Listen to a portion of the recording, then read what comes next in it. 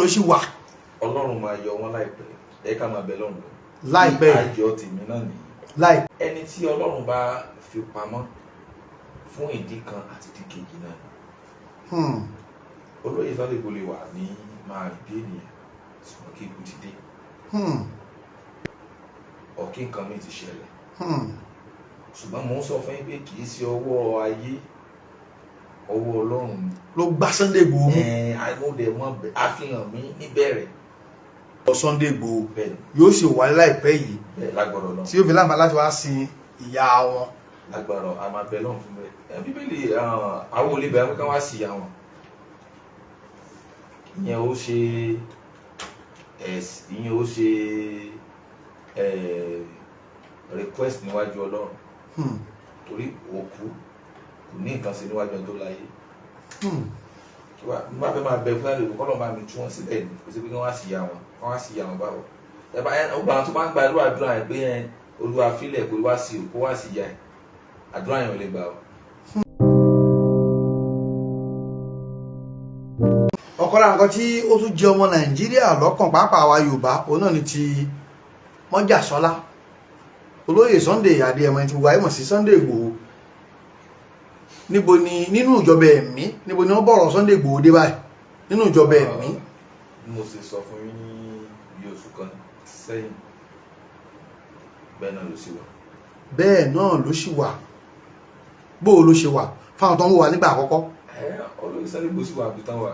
níbo náà wà. ó sì wà ní àtìmọ́lé bí tán wà. àtìmọ́lé ẹ̀mí. àtìmọ́lé ẹ̀mí ni Sunday Ìgbòho sì wà. àtìmọ́lé ẹ̀mí. nǹkan tẹ́ sọ fún àgbà náà ni pé ẹni lára ohun tí ó lè tè gbàálẹ̀ náà ni pé ká bẹ Ọlọ́run ká ké pé ká yíra mọ́ ẹ sì sọ pé ẹ̀yin náà sọ pé ẹ fẹ́ bẹ̀rẹ̀ sí ní bá gbàdúrà. mo ń ṣe àmọ́ náà méjì náà tán pè mí pé àwọn táwọn náà jọ ẹ̀ tán bẹ̀rẹ̀ sí ṣe. tẹ̀jọ ń gbàdúrà fún kó lè bọ́ ń bẹ̀. ibùdó ó dà pé bóyá kan nù ẹ̀rọ babaláwo muslim. bàbá Ìgbòho táwa ń rí lórí social media bí kí Ìgbòho mọ jó bí kò mọ sọ̀rọ̀ bí kò mọ rẹ́ni pẹ̀lú àwọn èèyàn òjẹ́ tó wà láàámọ̀. Lórúkọ Jésù àtẹ̀mí àtẹ̀yìn àní ìtàkùtì ayé. Amen. àrẹ ìtàkùtì Ọlọ́run. Àmín. bó ṣe rí nìyẹn. so ijó orí social media ẹ̀yìn social media nínú àhámọ́ náà ló sì wà. Ọlọ́run máa yọ wọn láìpẹ́ ẹ ká máa bẹ lọ́run. láìpẹ́ ayọ̀ tèmi náà nìyí. láìpẹ́ àbí. bẹ́ẹ̀ni ayọ̀ tèmi nìyí. a ti mú hàn yín bẹ́ẹ̀ pé láìpẹ́ yìí ó ń bọ̀ lé. ẹni tí Ọlọ́run bá fi pamọ́ fún ìdí kan àti ìdí kejì náà.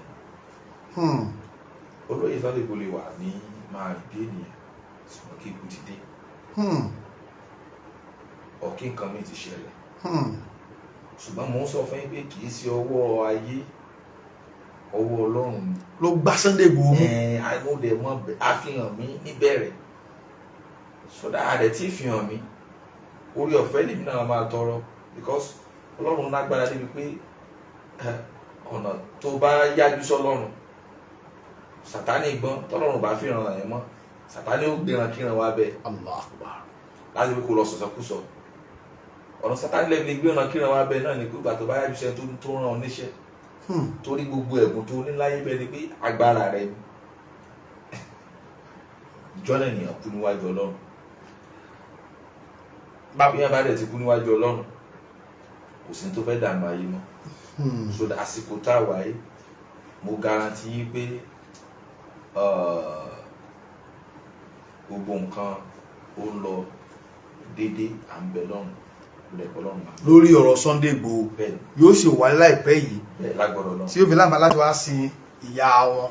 lágbọ̀rọ̀ a máa bẹ lọ́run fún bẹ́ẹ̀. Bíbélì àwọn olè bẹ̀rẹ̀ ká wá sí ìyá wọn. ìyẹn ó ṣe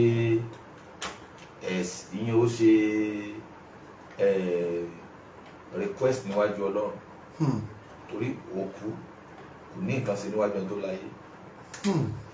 Mo bá fẹ́ máa bẹ fúlàní òkú kọ́lọ́ máa mi tú wọn sílẹ̀ ní kò sí pé kí wọ́n wá sí ìyá wọn báwo.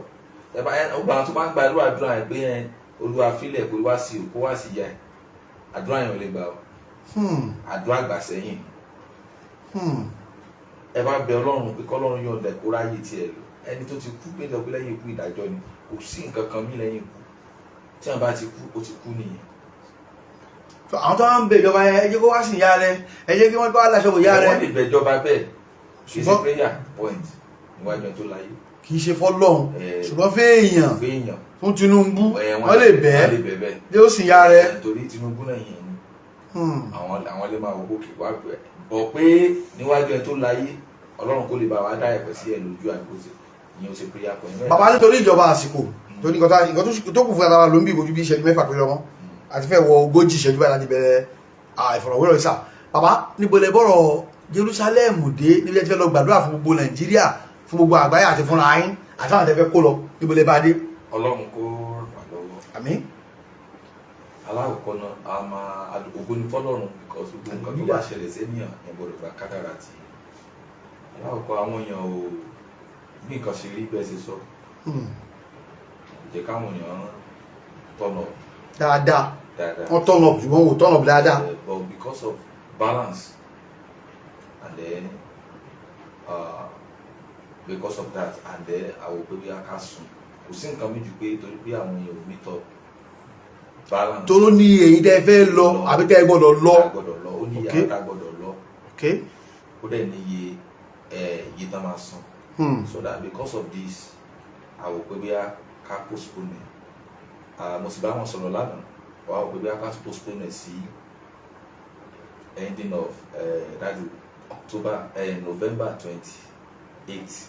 November 28 ọjọ́ kejìdínlọ́gbọ̀n oṣù kọkànlá ọdún yìí náà lẹ́sìn fẹ́ lọ báyìí. We return back to Nigeria by December 6th. Okay, ọjọ́ kẹfà oṣù kejìlá. So that àwọn tó bá lè fẹ́ lọ wọ́n á lè ráyè láti ṣarajọ before then so that anybody tó fẹ́ lọ final gbọ́dọ̀ everything gbọ́dọ̀ ready before ending of October ta fẹ́ mú yìí. So nǹkan kẹsàn-án sì ni pé àǹfààní sì wà fún àwọn èèyàn láti darapọ̀ mọ́ yín. charisa lórí ọ̀nà Jerusalem àti fìyàn ti pé ìrìn àjò yẹn o yóò ṣe é ṣe náà ni ṣùgbọ́n báyìí ní báyìí o ẹ ti ṣéǹjì déètì ọ̀hún sì ni on the 28th of November 23 ẹ̀dẹ̀ padà sí Nàìjíríà ní on the 6th of December 23 nípa ọ̀rọ̀ ṣọ́ọ̀ṣì náà a fẹ́ kọ́ ṣọ́ọ̀ṣì òjò ń wọlé atẹ́gùn fẹ́ pààrùn gbogbo ẹ̀ a fẹ́ mọ lẹ́gbẹ̀ẹ́ a fẹ́ mọ kó lè ilé Ọlọ́run lè dúró dáadáa níbo lẹ bá dé ṣe ti parí ẹ̀. ògo ni fún Ọlọ́run. hallelujah o. Ọlọ́run ti gbìyànjú Ọlọ́run dẹ̀ ti lo àwọn ènìyàn láti gbò sójú tó lè rọ̀ tó lè wọlé mú. ṣọ́ọ̀ṣì ti dúró àdúpẹ́. àtúnṣe àti pé àfiyẹ àwọn kìnnìfẹ́sì àtúnṣe pé ó ṣe wù mí kí ni Olúwa rí lókù. ẹ fẹ́ kẹ́yẹ bò ó kó dán dáadáa. bí a fẹ́ ṣe floor a fẹ́ ṣe roofing ìyẹn sọ a fẹ́ ṣe roof a fẹ́ ṣe ceiling. ok lọ́pọ̀ tó ń ṣe POP gangan. àbátẹ̀ máa ṣe POP kò jẹ́ ceiling lásán báyìí náà láti ṣe. ok ibi tó kù sí nìyẹn. kádẹ̀ ṣe táìsì floor sotẹ̀yìn kádẹ̀ ṣe àwọn window office tó wà ń bẹ̀ or church windows gbogbo àwọn ẹ̀ ti pé. àdúpẹ́. so that a ní ìrànlọ́wọ́ tí mo nílò kankan tí n bá lórí ọ̀fẹ́ láti sọ lórí afẹ́fẹ́. ó yá àwọn èèyàn ń gbọ́ yín wọ́n wò yín. ìrànlọ́wọ́ tá a nílò kankan ni we are a crusader a máa ń lọ ajínrere ni wá kò láfi jẹ́ Christ is coming mega crusade worldwide but since láti bá bí 7041253767 ẹjọ a nílò ìrànlọ́wọ́ fún ìyìn rere dandan ni kọ́ ni pé kẹ́ ẹ fẹ́ mi lówó tẹ́ bá lè ṣe àwọn nǹkan tí a fẹ́. kí lẹ fẹ́ rà gan tán lè rà fún ṣọ́ọ̀ṣì pé fún crusade o àràkàn báyìí. a nídìí ìrànlọ́wọ́ náà tábà ní ká máa list nǹkan tó pọ̀ díẹ̀ bàbá wọn a nídìí instrument àti ń ṣe stage lọ àti ń ṣe stage mi. tẹ́ máa lè máa mobile stage tẹ́ máa lè máa gbé káàkiri. As a stage so that I need the instrument and we need I need the motor le kó bùkátà wa láyé lọ́run. Ọlọ́run lè kólé báyìí Ọlọ́run náà ni Ọlọ́run ní ṣe. a nílò ìrànlọ́wọ́ tá a nílò náà ni pé. lè fi tọ́rọ́kọ́bọ̀ wọn sí àti gbẹ̀mùgbẹ̀mù wọn. account number tí wọ́n lè lò fún wa náà ni 020 399 21211 20 999 Fálékè Ọmọlára Ìtùnú UBA 20 9 mẹ́ta 21 and 211 Fálékè Ọmọlára Ìtùnú UBA. The reason why I can't lo account for now ni and I need help.